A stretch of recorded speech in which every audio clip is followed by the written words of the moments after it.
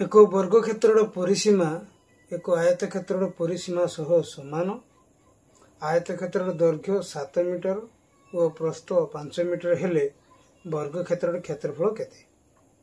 Option A 36 वर्ग metre, option B 25 वर्ग metre, option C 35 वर्ग मीटर, ऑप्शन डी 49 वर्ग मीटर। आम एक केमिति बाहर करबा देखो। प्रथम देखिबा डाटा कौन कौन देइछि।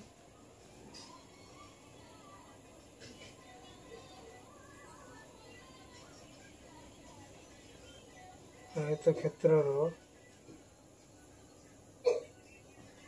क्षेत्र दैर्घ्य देला केते 7 मीटर, प्रस्थ देला 5 मीटर। ताले परिसीमा बाहर कर देबा।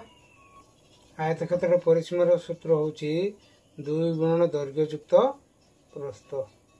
2 गुणन दैर्घ्यर मूल्य होची 7 मीटर, प्रस्थर मूल्य होची 5 मीटर। 2 गुणन 7 मीटर 5 मीटर मिसले केते हबो 12 मीटर। 12 दुगुणे 24 मीटर। प्रश्न अनुसार आयत क्षेत्र परिसीमा और वर्ग क्षेत्र परिसीमा समान ना नहीं? तले मागी हमको वर्ग क्षेत्र क्षेत्रफल केते? वर्ग क्षेत्र क्षेत्रफल बाहर करबा पई हेले बाहु दरकार होची। तले परिसीमा भितरे बाहुटा लुचिक अछि। अकॉर्डिंग टू क्वेश्चन वर्ग क्षेत्रर परिसीमा आयत क्षेत्रर परिसीमा सहित समान।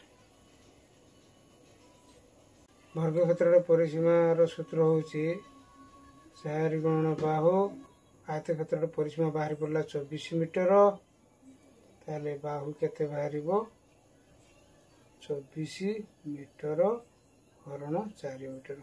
4टा गुणन अछि, राइट साइड गले कोन हबो हरण हे जिवो 6 मीटर बाहरला। ताले वर्ग क्षेत्रर बाहु बाहरी गला 6 मीटर। क्षेत्रफल व्यवहार करि परिबा। वर्ग क्षेत्रर क्षेत्रफल हेबो केते बाहु गुणन बाहु। बाहुर मूल्य बाहरला 6 मीटर गुणन 6 मीटर। 636 मीटर को मीटर सहित गुणिले वर्ग मीटर बाहरिबो। पिला माने सब बेले मन रखिबो वर्ग क्षेत्रर क्षेत्रफल हो बा आयत क्षेत्रर क्षेत्रफल हो, क्षेत्रफल सब बेले वर्ग एकक रे प्रकाश करा जाए। ताले एठी देखिबा ऑप्शन ए होची सठिक आंसर 36 वर्ग मीटर। बुझी पारल ना पिला माने?